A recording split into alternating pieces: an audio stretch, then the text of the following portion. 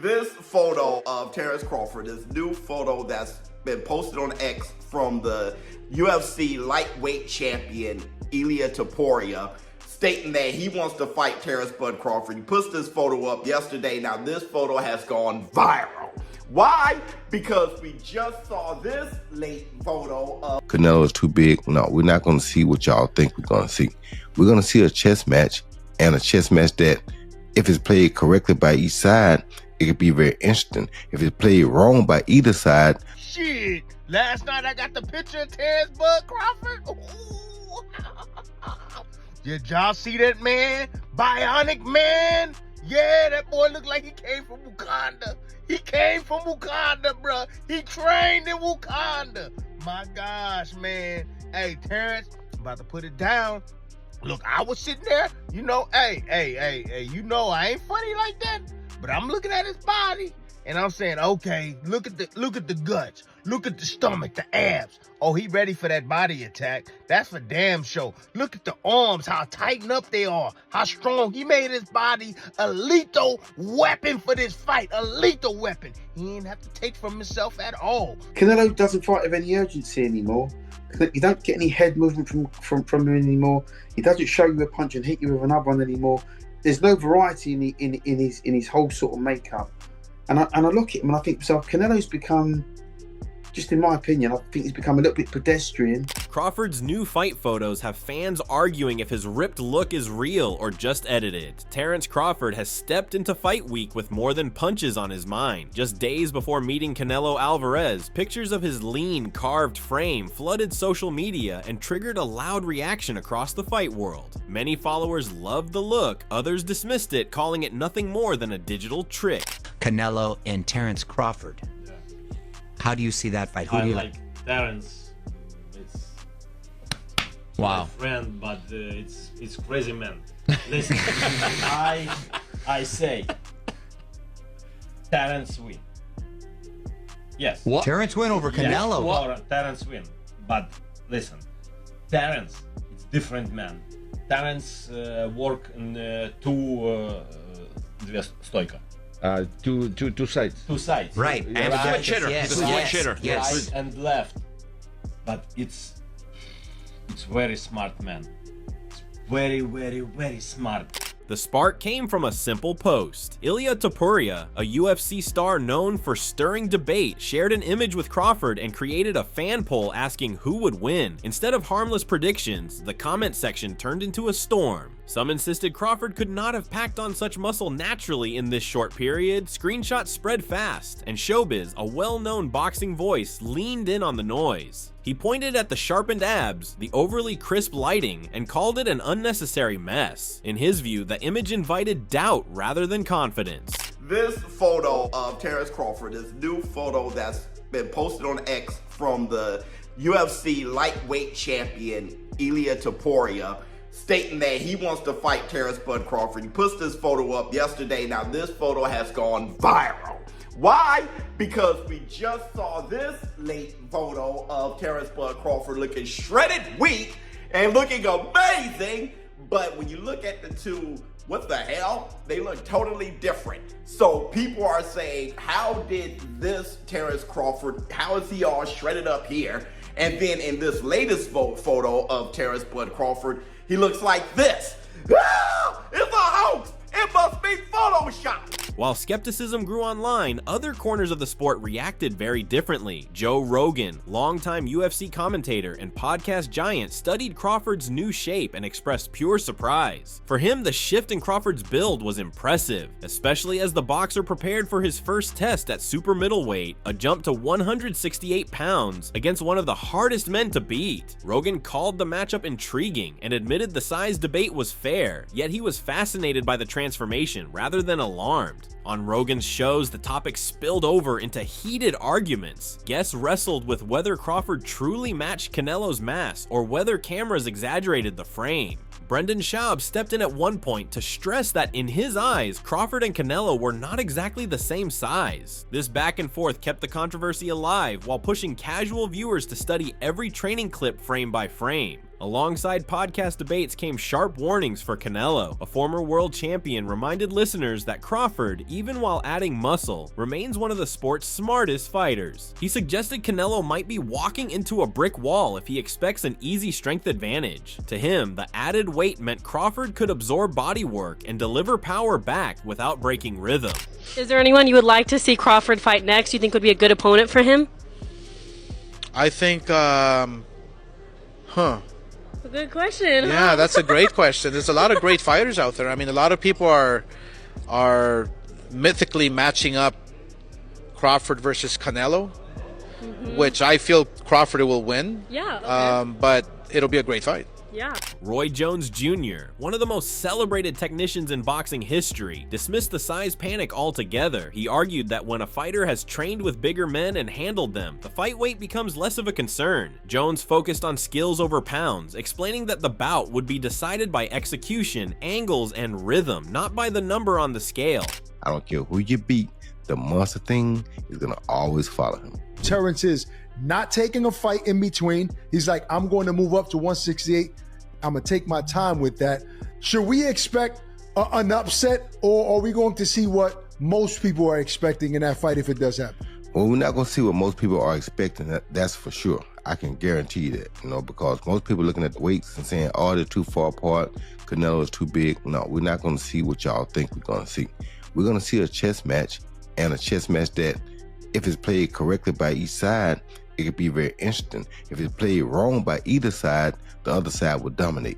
That's how good this fight is. Let's say if Canelo wins, do you think people give Canelo credit because Tim Bradley, who once earned headlines with his victory over Manny Pacquiao and later defeated Juan Manuel Marquez, watched Crawford's progress with enthusiasm. He broke down the new look from core to shoulders, describing how the tightened frame signaled readiness for hard body shots. Bradley believed the definition through Crawford's midsection showed he was built for absorbing punishment and delivering counters. To him, Canelo's wear and tear over years of wars made a real difference. He argued Crawford lives cleaner, avoids excesses, and will walk into the ring fresher. Bradley went so far as to say Canelo's heavy shots might meet a solid barrier when they land on those arms and shoulders. Shit, last night I got the picture of Terence Crawford. Ooh. Did y'all see that man? Bionic man? Yeah, that boy looked like he came from Wakanda. He came from Wakanda, bruh. He trained in Wakanda. My gosh, man. Hey, Terence, I'm about to put it down. Look, I was sitting there, hey, I ain't funny like that, but I'm looking at his body and I'm saying, okay, look at the guts, look at the stomach, the abs. Oh, he ready for that body attack. That's for damn sure. Look at the arms, how tightened up they are, how strong. He made his body a lethal weapon for this fight, a lethal weapon. He ain't have to take from himself at all. The discussion broadened when Amir Khan, who once shared the ring with both men, weighed his words carefully. Khan admitted the size edge favors Canelo, but respected Crawford's ability to adjust his weight with discipline. He called the fight nearly even, believing either could emerge on points depending on strategy. Khan's balanced view added weight to the notion that neither fighter walks in as a sure favorite. I think that Crawford could beat him because Crawford is a big 147 fighter and is strong as well, which a lot of people don't give him the credit for. I think that fight, if it does happen, as long as Crawford stays away and just boxes and be smart, he can win that fight. I think Crawford's a better fighter than Charlo, and he's a smart fighter as well. He switches and everything, so that would be a very good fight. Veteran British analyst Duke McKenzie looked beyond muscle lines and talked about tactical keys. He saw 4 crucial traits in Crawford that could break Canelo's rhythm: speed, ring IQ, adaptability, and calm under pressure. McKenzie highlighted Canelo's long resume, nearing 70 fights, and noted how miles on the clock can slow reflexes. For him, if Crawford stays focused every minute of every round, he can edge out a decision and announce himself to a far wider audience, especially with this event streaming on a global platform. What is Terence Crawford going to do to Canelo,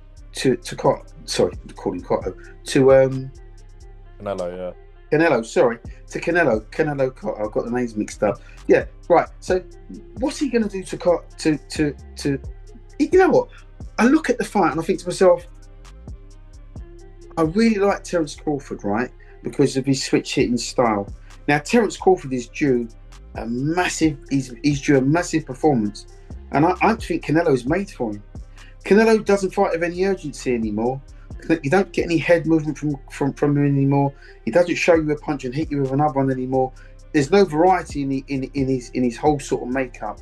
Carl Frampton, nicknamed the Jackal and respected for his sharp boxing mind, echoed cautious optimism. He viewed Canelo as special, yet sensed decline in his footwork. Frampton reasoned that Crawford, staying on the outside and using his timing, could craft a safe points win. He reminded listeners that while the match might not explode with non-stop exchanges, technical mastery could define the evening. I'm buzzing about the fight. I remember when Crawford beat Earl Spence. I was one of the first. Do you know what? I often say these statements and everyone laughs at me. Yeah. I say, is Nick Paul's going to beat Inouye? And now everyone's after Inouye's last performance. Maybe they're not laughing so much, but I did say that Crawford beats Canelo, and that was when he beat Earl Spence. I got ridiculed and mocked and laughed at, but I believe he can beat Crawford, or he can beat Canelo.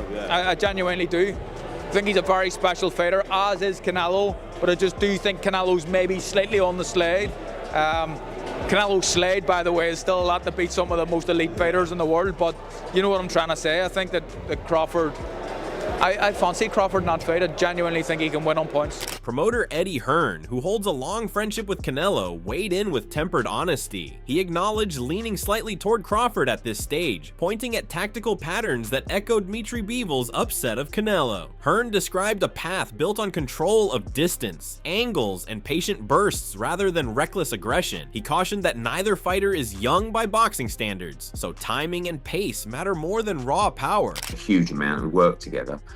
I worry if he's the same fighter at this stage of his career. I mean, let's be honest, both guys are old in terms of, you know, fighters in their prime. What's Crawford, 36, 37, Canelo, but same 36, they're the same kind of age, I think. I worry about Canelo's legs. I just, you know, I remember watching the Skull fight, and he was demotivated for the Skull fight, so you can't take too much from it, but I just felt that his legs looked like they were slowing down a little bit. And, you know, can Crawford handle the power at 168? Let's be honest, he didn't look sensational against Madrimov at 154.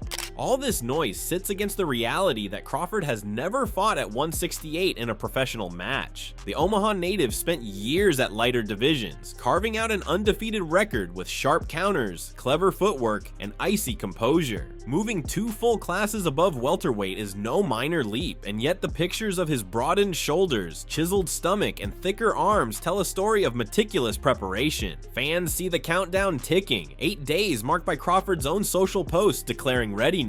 I've always went with Crawford this fight.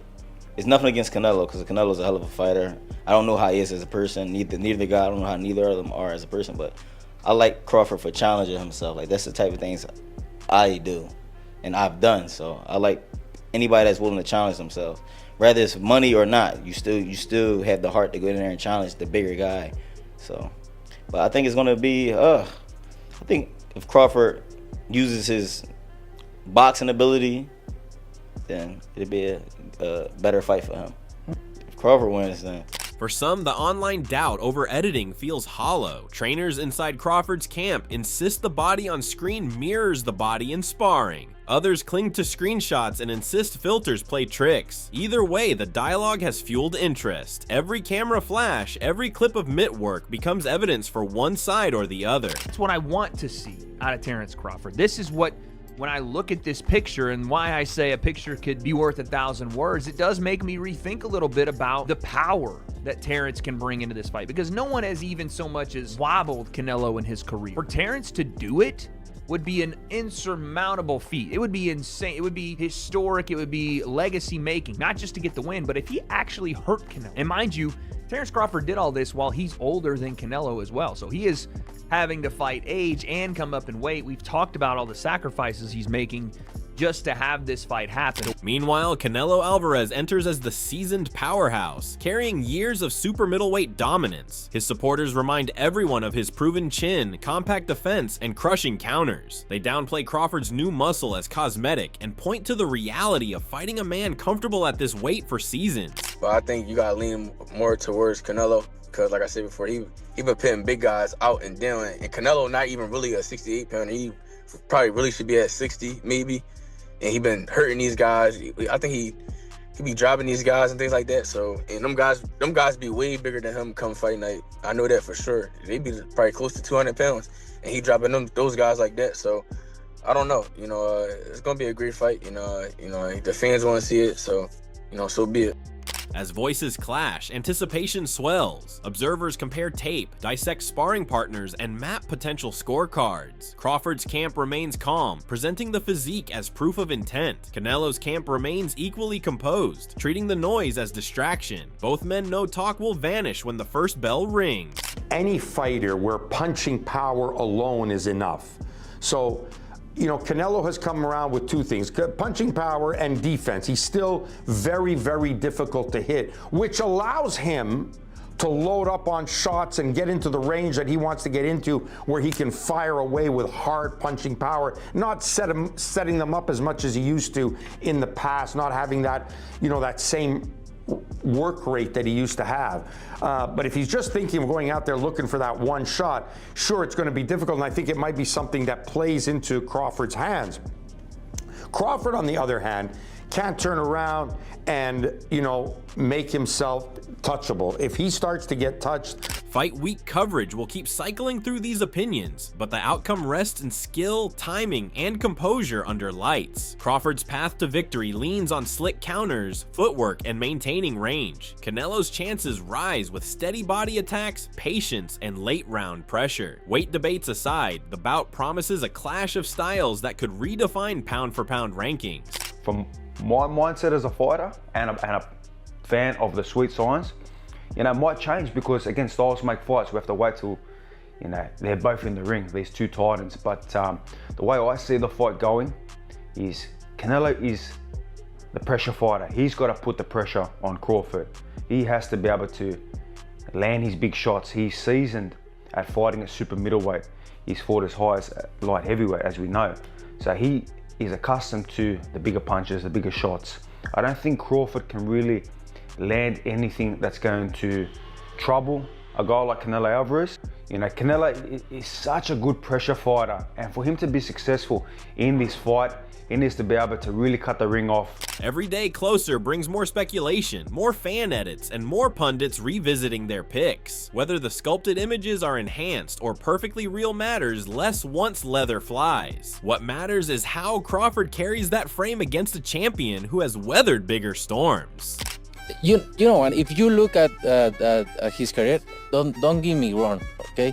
He's a good fighter. But if you look at his career, mention one elite fighter.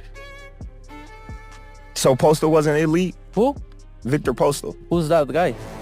So Ricky Burns wasn't elite? Ricky Burns doesn't elite. Okay. He's not. As the clock runs down, ring rivalry will keep following each twist. Fans are urged to watch the footage, study the form, and decide for themselves if the new build is art or artifact. Leave predictions in the comments, share where you stand, and subscribe to Ring Rivalry for every angle leading into fight night and every punch after the bell.